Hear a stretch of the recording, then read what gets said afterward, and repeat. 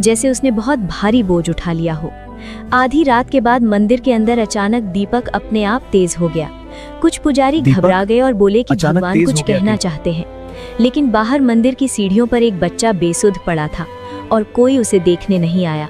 मुगु की सांसें हल्की थी और उसे नहीं पता था कि अगली सुबह उसके लिए सबसे कठिन होने वाली है। सुबह होते ही मंदिर के बाहर लोगों की भीड़ फिर जमा होने लगी, क्योंकि रात की घटनाओं ने सबको बेचैन कर दिया था। कुछ लोग कह रहे थे कि भगवान ने संकेत दिए हैं और कुछ लोग अब भी यही मान रहे थे कि बच्चा झूठ बोल रहा है। उसी बीच एक पुजारी ने ध्यान दिया कि भगवान की मूर्ति के पास रखी दूसरी माला की एक मोची ढीली हो गई है। उसने पास खड़े पुजारी से कहा कि अगर कोई चोर होता तो बाकी गहनों को भी हाथ लगाता। ये बात धीरे धीरे भीड़ तक पहुंची और पहली बार लोगों को लगा कि कहानी वैसी नहीं है जैसी दिखाई जा रही थी। एक आदमी ने कहा कि अगर बच्चा चोर होता तो वो मंदिर छोड़कर भाग जाता। लोगों की नजर बाहर सीढ़ियों पर पड़ी, जहां मुगु बेसुध पड़ा था। उसका चेहरा पीला था और उसकी आंखें आधी खुली थीं। एक औरत ने घबराकर कहा कि बच्चे को उठाओ और पानी दो।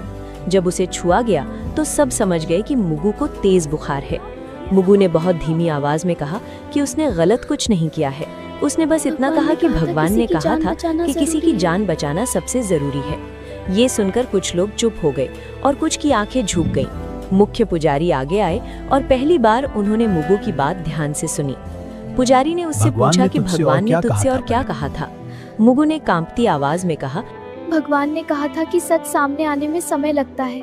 उसी समय अस्पताल से एक आदमी मंदिर पहुंचा और उसने बताया कि जिस बच्चे का ऑपरेशन हुआ था उसकी हालत अब पूरी तरह ठीक है। उसने ये भी कहा कि ऑपरेशन के पैसे अचानक मिलने से डॉक्टरों ने तुरंत इलाज शुरू कर दिया था। अब मंदिर में सन्नाटा था और लोग एक दूसरे को देखने लगे। सबको समझ आ रहा था कि अगर माला न गई होती तो शायद वो बच्चा आज जिंदा न होता, लेकिन सवाल अब भी वही था कि माला मंदिर से बाहर कैसे गई।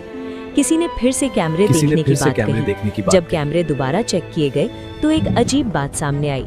रात के ठीक उसी समय जब माला गायब हुई थी, सभी कैमरे कुछ सेकंड के लिए अपने आप बंद हो गए थे। टेक्नीशियन ने कहा कि ये आम बात नहीं है और बिजली में कोई दिक्कत भी नहीं हुई थी। लोगों के चेहरे पर डर साफ दिखाई देने लगा। मुख्य पुजारी ने भारी आवाज में कहा कि अगर ये सब सच है तो ये चोरी नहीं थी। उन्होंने कहा कि ये किसी की परीक्षा हो सकती है।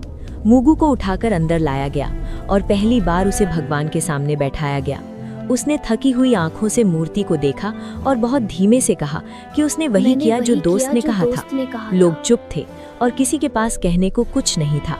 सबको लग रहा था कि सच्चाई सामने आ रही है, लेकिन अभी पूरी नहीं हुई है।